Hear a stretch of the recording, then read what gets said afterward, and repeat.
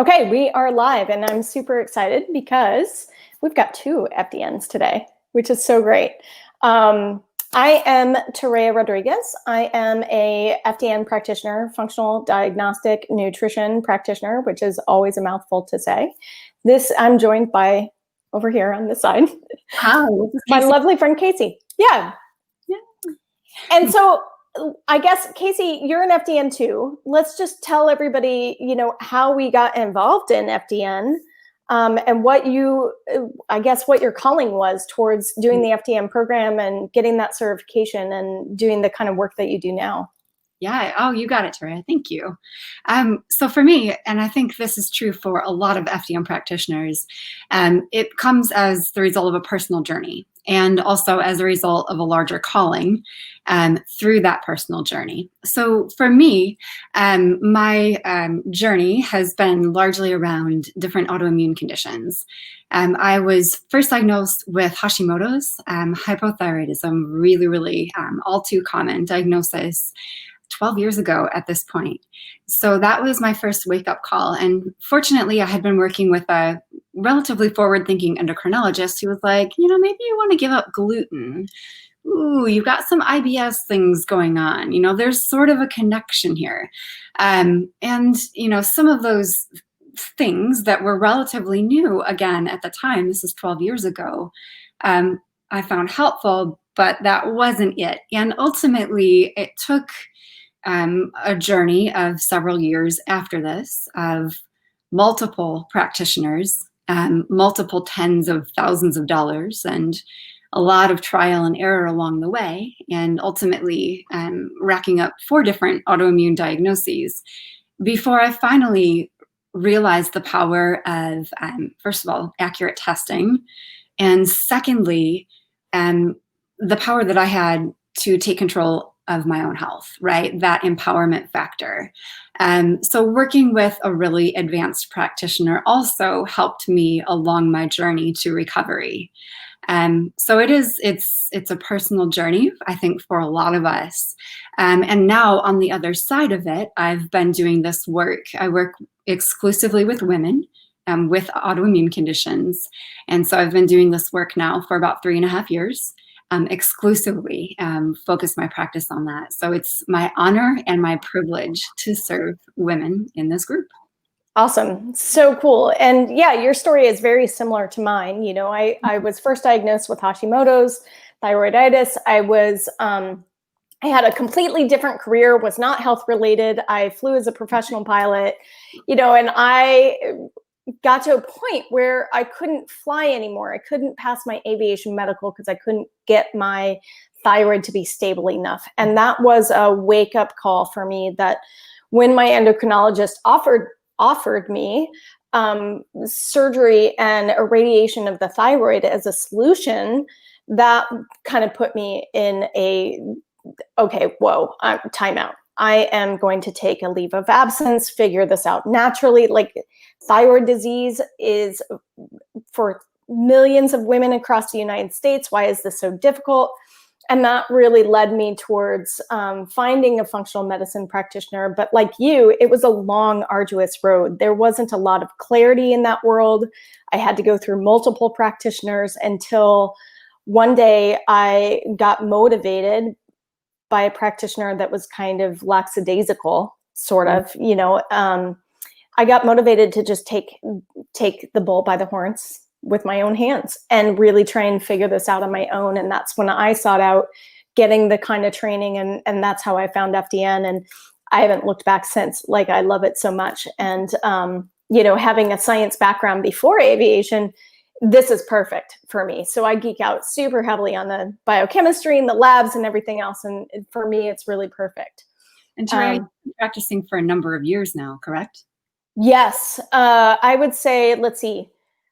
I left aviation in 2010. I think I graduated at FDN at 2013. So I've been doing this for 7 years now, and on my own journey for 11, because I was diagnosed originally in 2009. So yeah, it's been a long road. And today I wanted to really sit down and talk to you, Casey, about the importance of gut health and autoimmune and optimizing our gut health. Like, what in the heck? Like, why we think about autoimmune of, I got to fix the thyroid, or I got to fix the myelin in my nerves for MS, or I have to fix the joints in my RA. Why, in your opinion, is gut health so important for autoimmune? Yeah, Toria, I love your question. I mean, I think for so many of us, we have been trained, right, to think in those terms, right? Like, here's the symptom, here's the fix. Here's the symptom, here's the fix. And for many of the women I talk with and work with, first of all, it's not that linear. And secondly, there are often multiple things going on, right? So one of the things that we, as FDN practitioners, are trained in the art of is, right, we say test, don't guess. And when we're looking at a client, when we're doing that initial intake, right, we do a lot of different assessments, including some symptom assessments, but that doesn't inform necessarily the direction that we take. So we've learned over the years through a lot of, cutting edge science, which, Toria, I know that you're well versed in kind of the ins and outs in this department, that so often what we find is that chronic health conditions, autoimmunity included, very often it comes down to the gut, among other factors. So I don't want to necessarily say that you fix the gut and you fix everything. There are often multiple aspects that need to be addressed, but very often, in 85, 90+% of the cases, there are multiple things going on in the gut that have to be addressed to ultimately bring the other systems and organs back in line. Yeah. So yeah, it's a fascinating area, and it continues to evolve, right? Every year, Totally. every month, we're learning all about these different, the microbiome, the estrobolome, and all of these wonderful advances that are happening. Totally. And for me, it was really understanding the mechanics of autoimmunity. So there's a researcher, his name is Dr. Fasano, I believe, and I know he's one of the Ivy League schools on the East Coast. Don't quote me on which one, but he really studied the mechanism of autoimmunity. Like, how does it even begin? And he was the one who kind of founded this concept of leaky gut, right? Or intestinal permeability, where the tight junctions in the gut become larger, and then larger particles get through that area where it's supposed to be super tiny nutrients, but these are larger particles. And the immune system starts to use antibodies to match those things and target them as invaders. Right. And so through a process of molecular mimicry, that can look like that protein that gets through can look just like thyroid tissue, myelin tissue, joint tissue, that kind of thing. And that's how it manifests. So his theory that he was able to do, plenty of research articles that I've been able to read around leaky gut, is the way that it starts. So that was my first clue into, okay, all autoimmunity starts in the gut. So if we can heal those tight junctions and start to correct what's going on there, then we can start to heal some of the immune system imbalance. Right. And like you said, just doing that piece of work is not, it's not that cut and dry, right? Science always, like, the closer you get, the cloudier it becomes. Right. And it's a lot more complex than that, but having optimal gut health is absolutely critical to being able to heal and reverse autoimmunity. Absolutely, right? And we see it every week, every month in our practices, right? Where this is often a critical kind of keystone, right? In terms of turning that tide. Yes.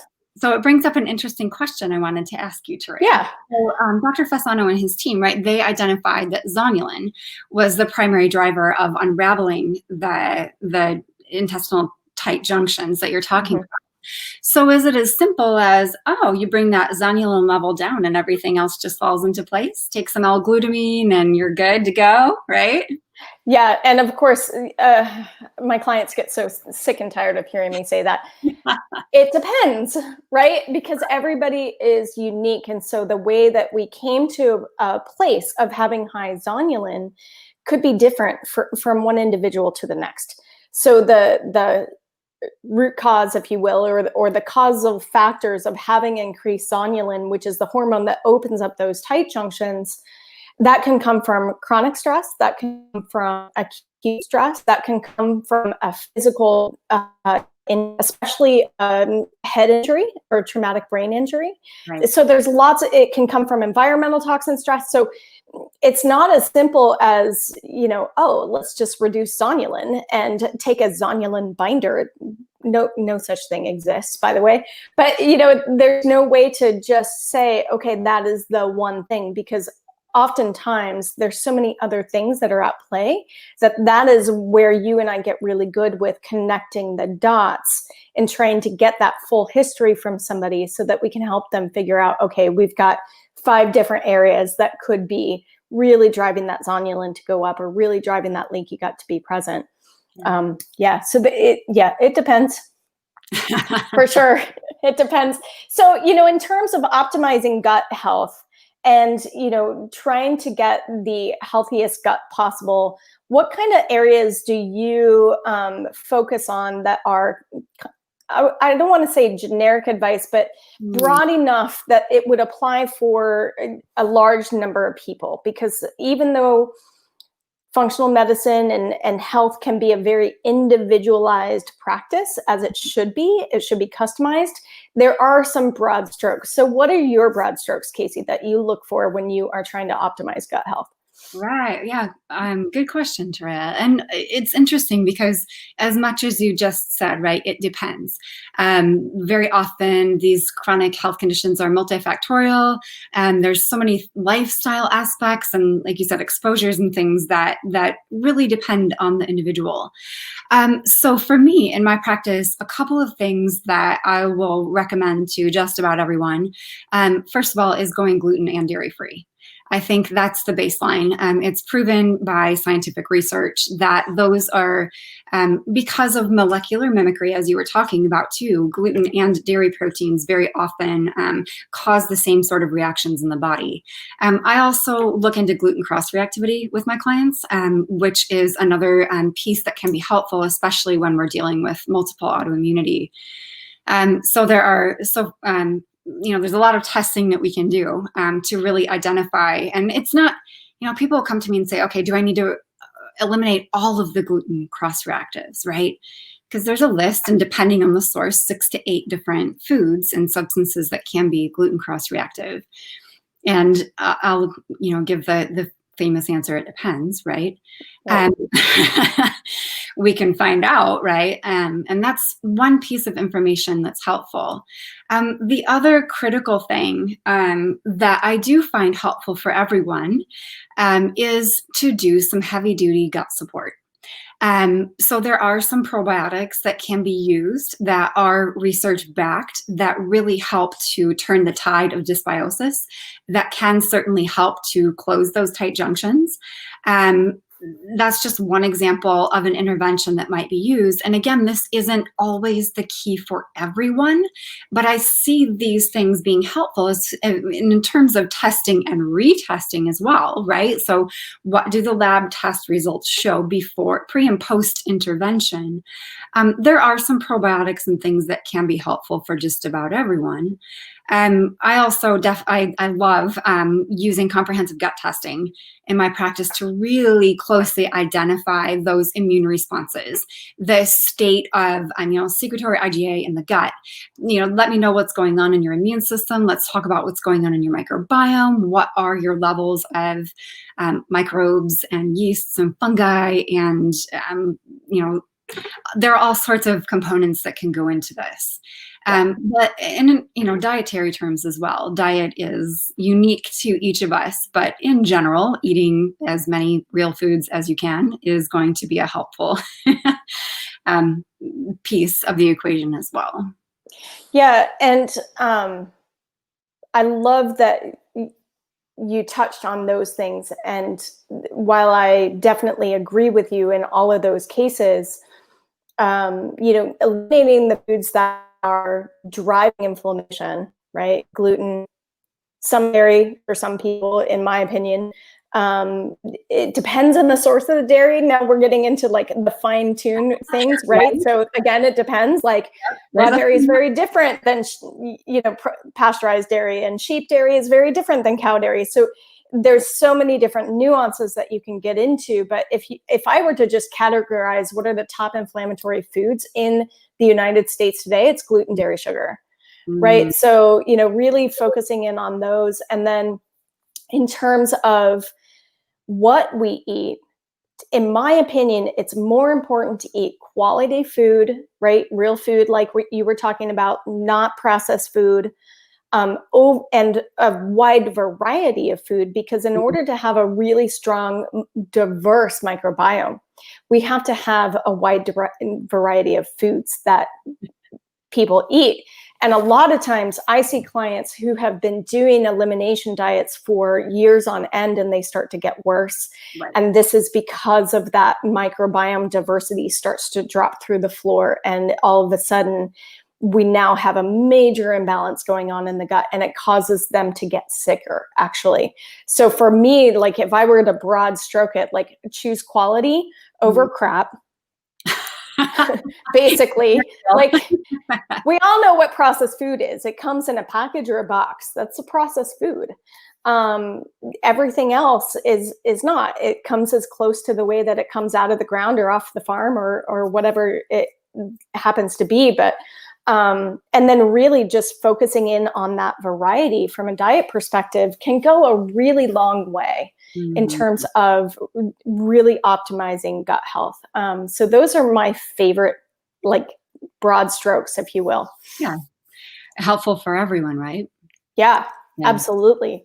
That diversification piece is so interesting too, because as more and more research comes out, right? I mean, we look at practitioner, real world clinical experience, right? But research is proving that diversity is absolutely key in terms of short chain fatty acid production in the gut, in terms of microbe balance. The more diverse your intake, particularly of plant fibers, right? The more diverse your microbiome, and the more resilient your immune system, to kind of keep it really, really high level.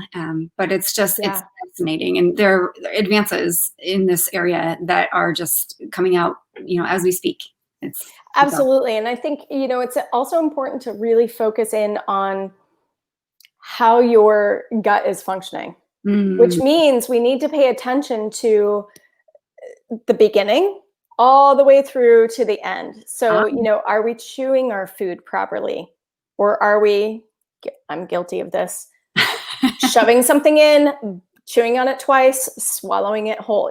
So are we chewing food properly? Are we able to digest the food properly? Do we have enough digestive enzymes? Sometimes we don't know. I have clients who will tell me, I don't like to eat red meat because when I do, it feels like there's a rock in my stomach. That's a clue to me that there isn't enough digestive enzyme capability for that type of protein, and that we need to work on that area for them so that they have that capability. The body learns how to do that. Forgive the hound that's going to go crazy after a squirrel right now. But then also how important bile is and gallbladder health to the whole digestive process and elimination, right? We want to make sure that we're eliminating on a regular basis, because if we're not, then that means motility is slowed.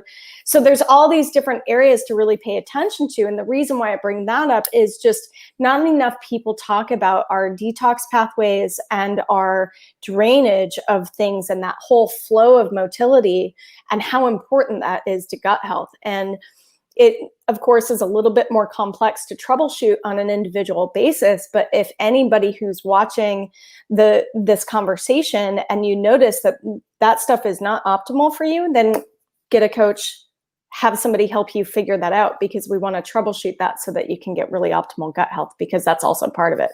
Right. Yeah. And yeah, absolutely. And Tareya, I'm curious, what do you see clinically, right, in your practice in terms of warning signs that maybe gut health is not optimized? What are big indicators to you that this is an area to work on? A lot of times I'll ask my client, how many times are you pooping? Right. Every day. Sorry, but I have to go there. I mean, if I ever thought becoming an FDN would mean that I'd talk about poop every single day of my life, I probably wouldn't have done it, but whatever, here we are. So that's the number one question. How many times? And a lot of my clients are shocked to hear that what is optimal is 1 to 3 times a day. Not just once a day. It's 1 to 3 times a day. And then we have this other thing called the Bristol stool chart, which helps us kind of grade, what's the quality of the poop coming out of the other end in terms of, is it too mushy? Is it too hard? Those kinds of things, and really looking for that optimal texture and using that as a guide. So I'm always referring to that and giving that to my clients so that we have hey, how's it going? Are you a Bristol 3 or a Bristol 6 today? It helps us be able to talk about those things. But that, or anytime you're having bloating, stomach cramps, pain after eating, even a couple hours after eating, anything in that area, heartburn, chest pain that might be coming from heartburn-like situation. Yeah. All of those are indicators to me that the gut health is not optimal and we've got something to work on. Yeah, absolutely. Yeah. And yeah, for sure. Yeah. Do you see anything else clinically? For me, depending, think we go through peaks and valleys of things. Skin issues are another really common denominator, whether it's rashes or hives or acne or, perioral dermatitis that's a big flashing warning sign to me. But yeah, yes, the bloating, the stool quality, just like you were talking about, all those are direct indicators. But skin, and even just in terms of red skin, I've had a couple of clients come in and just say, my skin is just really like kind of red and inflamed or rashy, or that's a big indicator of liver health as well. But I see a really strong connection with gut health in this area too. Yeah, absolutely. And all of these lining tissues are similar in the body. So the gut barrier, right? That is the same lining tissue as the skin, as the blood-brain barrier, as the bile-blood barrier. There's all sorts of these different barriers. And if those tissues and membranes aren't healthy, especially in the gut, they're not going to be healthy anywhere else, which is why this gets roped right back into our drainage pathways and everything else, right? So there's so much that goes into optimizing gut health that I think, if eating a really good diet isn't doing it, and you're noticing other things, it's time to dig deeper. It's time to, like you said, test and do a full gut analysis, see what's going on, which populations moved into the, move-in special that got announced in your gut, and are taking up residence, because we want to slide, isn't it? Yeah, we want to make sure that there's a really healthy community, and that we don't have populations that are taking control, because that's what'll end up happening. And so that tends to lead towards further issues, which is why testing is so important. And it's why that is the tenet of FDN, test, don't guess. Because I could guess all day long at what your microbiome looks like, but I don't have that ability to see microscopically into your gut. So we do a test. And what happens, so one of the other little things I like to use in my practice is we make decisions based on data, right? So from that testing, from that really nice comprehensive look that we put together, then we can go about prioritizing and making intelligent decisions. So Toria, what can happen when we are able to really customize a plan, right? Oh, yeah. Yeah. Oh my gosh. That's what keeps me waking up every day. It's like, I get so excited to work with a client, because when I get that information and I can see, so for example, there's a keystone species called Archimansia. You can't find it in a probiotic, yet it's called a keystone species because it is associated with healthy populations all across the globe. Yet I would say most clients that I test for initially, the first time, they don't have any Archimansia in the gut. So what do you do if you don't have a probiotic? You can't just take it, right? You have to grow it. And that's the kind of knowledge that you start to get when you become an FDN and you start to geek out on this stuff, but you start to understand what foods can help grow a keystone species in the gut bring that population up and then take a pathogenic population or one that's gotten out of control and bring that down, what we start to see is when we start to see, balancing of the Th1, Th2 immune system, because, I forgot to mention, about 70% of the immune cells are created in the gut lining, right? So we start to see a balancing of the immune system. We start to see those skin issues that you were talking about go away. We start to see, oh my gosh, all of a sudden there's no bloating after eating every single time. There's no like looking in the mirror and like, am I 8 months pregnant and I didn't know? Like that stuff goes away when we can actually do this kind of work by knowing what's missing and knowing what's there and how to actually manipulate those so that we can bring it all back into balance. And I love doing that stuff because I know that is kind of one of the huge keys is doing the gut part. Yeah. And if it were only as simple as taking a a certain probiotic and boop, like wave that magic wand and everything. Yeah. I mean, if it were only that simple, we wouldn't have the practices that we have, right? But the simple fact is it's not. At some point, medicine is going to get to that place where we get that customized medicine and we can figure out, oh, hey, you need a customized probiotic. Right. And oh, by the way, pre and postbiotics, but here's your customized, formulated capsule. Right. We're so far from that. So if anybody just took that and thought that that's around the corner, please, that's science fiction. But we're getting to that point of starting to really understand how to do that. But you're right, there is no magic probiotic. I've got my favorites, but I will use one in a particular situation, or I'd use another one in a different situation, which is why the answer is always, it depends. Let's test, let's see what's going on for you, and then we can recommend what would be good.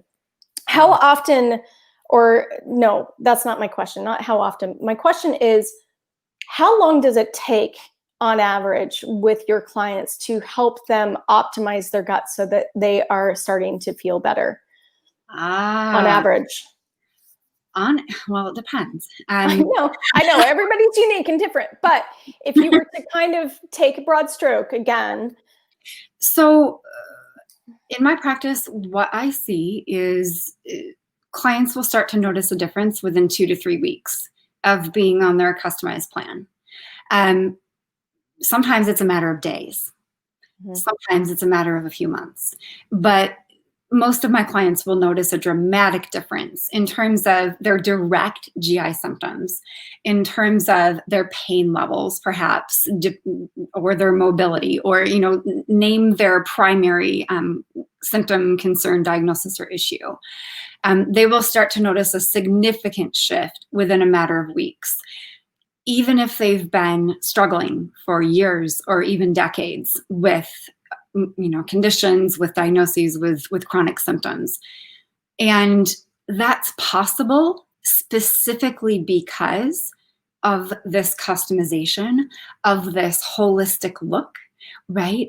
In terms of the different lifestyle aspects, the different stressors. And we can do that because we're prioritizing and really making decisions based on that data. Otherwise, it's just, it can take months, years, or, to even make a little bit of headway. But the majority of my clients are noticing a significant difference, 50% plus, within about 6 to 8 weeks. Sometimes that's awesome. Especially if we're talking about the primary symptoms in the gut, right? Like bloating, like, different IBD symptoms. It can take longer. It can be shorter.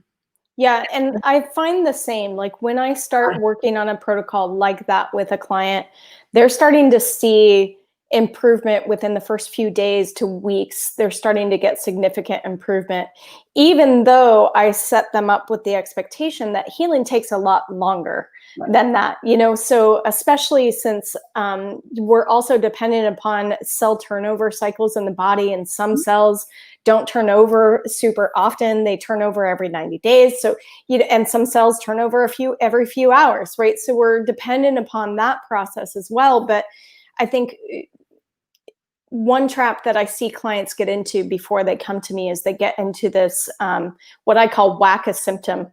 You know, the whack-a-mole game, right? It's like you go after a particular symptom. I just want to focus on diarrhea, or I just want to focus on constipation, and they're missing the bigger picture of what's causing it, right? And so they focus on that, but then something else pops up, and so they're playing this whack-a-symptom game. That takes so much longer. Right.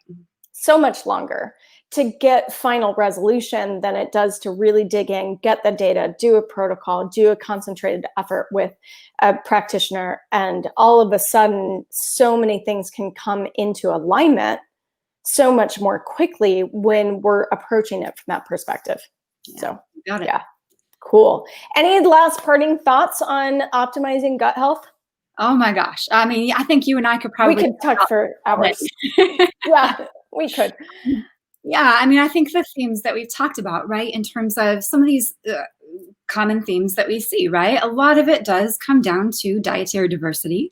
A lot of it comes down to lifestyle factors, right? Those chronic stressors. And we're not just talking, hey, go hang out on a meditation cushion for 20 minutes and all will be resolved, right? There are— It helps. It helps, though. Right? And that's a component, right? Yeah. You know, and for a lot of us too, Toria, you mentioned traumatic brain injuries, right? And we talk in terms of trauma and in terms of mental, emotional trauma, in terms of physical traumas, that can be a big part of the equation. And Absolutely. I think unless you're working with a practitioner who looks very holistically, right, at the entire picture of you, ultimately it's going to be a much longer journey. And there are, you know, there are plenty of women that each of us talk with, who, and ourselves included, right, at one point in time, who have been on that journey. And yeah, I mean, we know how difficult and frustrating that can be. And we also know the incredible power that is that's behind that holistic approach. Not saying it's easy, right? Yeah. We love to wave our magic wands, I think, for more people. But yeah, there is, and I feel like for so many of us too, it's the tip of the iceberg, right? In terms of what we know in this arena. There are so many advances coming out all the time, and working with a practitioner who is really well versed in what is cutting edge or, you know, recent research findings can be a really big difference maker for a lot of people. Absolutely. And I love that you brought up the whole trauma and emotional aspect, because while we didn't talk about it a lot today, it is a huge component to healing overall. And making sure that you find a practitioner who is skilled and can also address those things is so helpful, because you can kind of have a one-stop shop, if you will.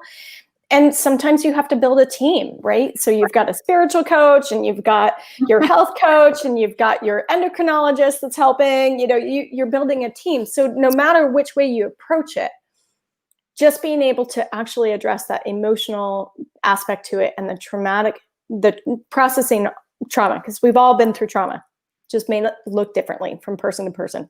Right. Processing that stuff is going to go a really long way to helping optimize and heal the gut. So I'm glad you brought that up. Cool. Yeah. Awesome. It was so much fun talking with you today. Thank you for joining me and allowing me to join you. And we'll have to do it again on some other topics. And if anybody has any questions watching the replay, go ahead and ask those questions in the comments. Casey and I will be getting in there and answering them, and we can help you out moving forward. All right. Thanks, Casey. Pleasure. Great to see you today. Yeah.